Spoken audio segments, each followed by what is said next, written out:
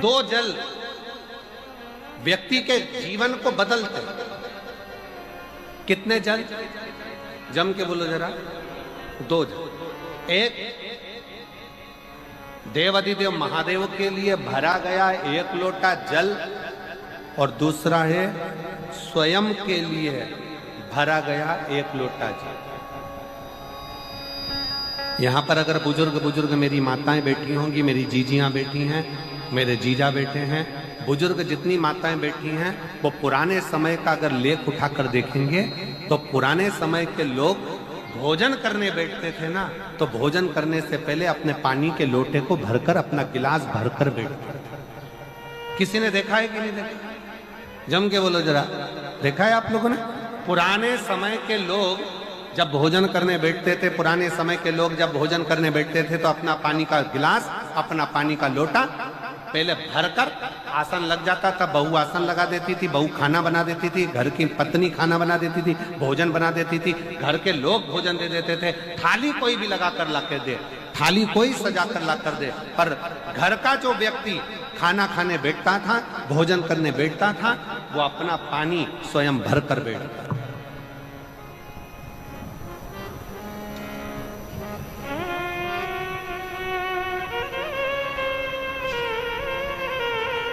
अब आज के जमाने में दुनिया के लोग कहते हैं मैं दुकान चला रहा हूं, दुनिया के लोग कहते हैं मैं घर चला रहा हूं, दुनिया के लोग कहते हैं मैं ये कर रहा हूं। तुम अपना खुद का पानी भरकर तो बैठ नहीं रहे और कह रहे हो कि घर चला रहा हूं। स्वयं का एक गिलास पानी व्यक्ति नहीं भर पा रहा। कितना सुंदर कहा है महाराज जी। बहुत सावधानी से सुनिएगा। दो जगह का जल व्यक्ति के जीवन को बदल देता है। एक शिव के लिए भरा गया जल और दूसरा स्वयं के लिए भरा गया जल। स्वयं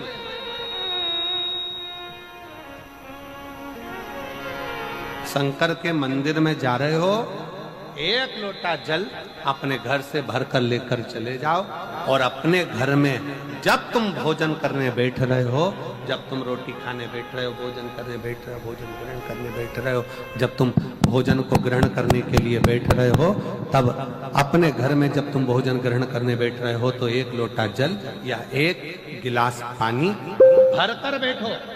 बहू अच्छी है, पानी भरेगी, मना नहीं है। बेटा अच्छा है, पानी भरेगा, मना नहीं है। पोता अच्छा है, पोती अच्छी है, नाती अच्छा है, पंती अच्छा है, घर में सब अच्छे हैं। तुम्हारी पत्नी भी अच्छी है, तुम खाना खाओगे तो वो पानी ला कर दे देगी। तुम्हारी बहू भी अच्छी है, तुम भोजन करोगे तो वो पानी ला कर दे देगी। तुम्हारा परिवार का हर व्यक्ति अच्छा है, तुम्हारा कहना मानता है। तुम जिमने बैठोगे, भोजन करने बैठोगे तो वो पानी ला कर देगा। पर शिव पुराण की कथा कहती है, जो व्यक्ति भोजन करते समय अपना जल स्वयं भर कर बैठता है, उसकी जिंदगी में से 3 रोग समाप्त हो जाते हैं। कितने रोग समाप्त हो जाते हैं? 3।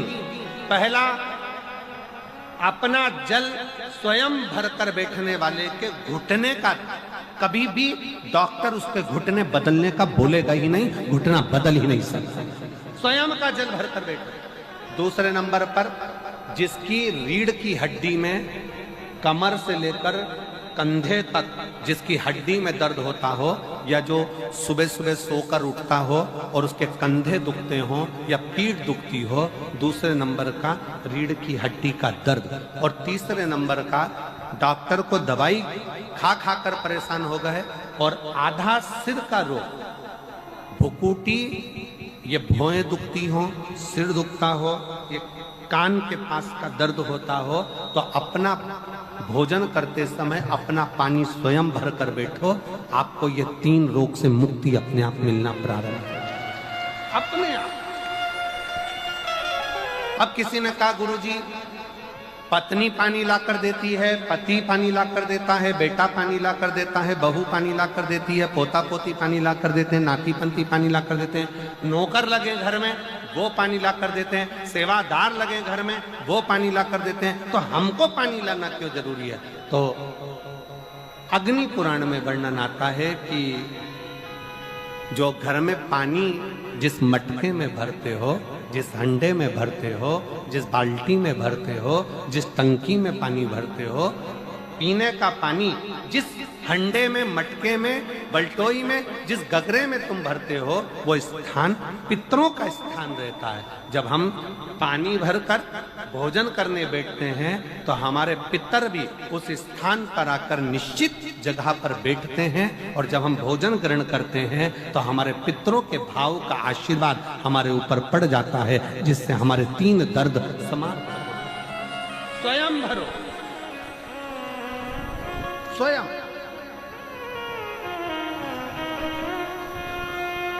अब आज का जमाना इतना विचित्र है कि नौकर चाकर, परिवार, घर इतना बड़ा हो गया।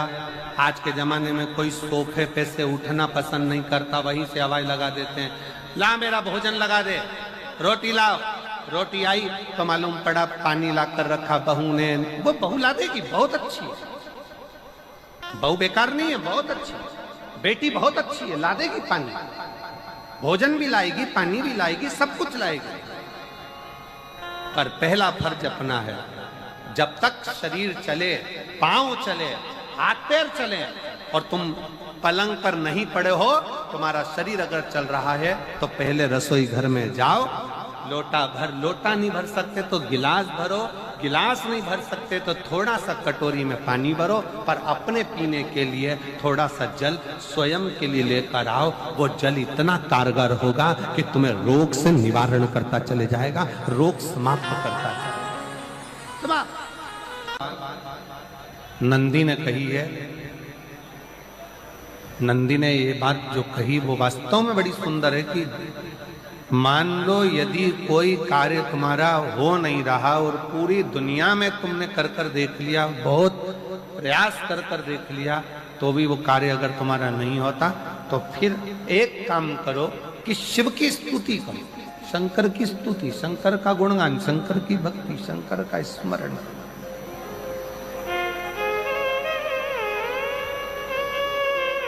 फिर शिव की स्तुति करिए, शंकर से विनय करिए, शंकर से निवेदन करिए, शंकर का गुणगान करिए।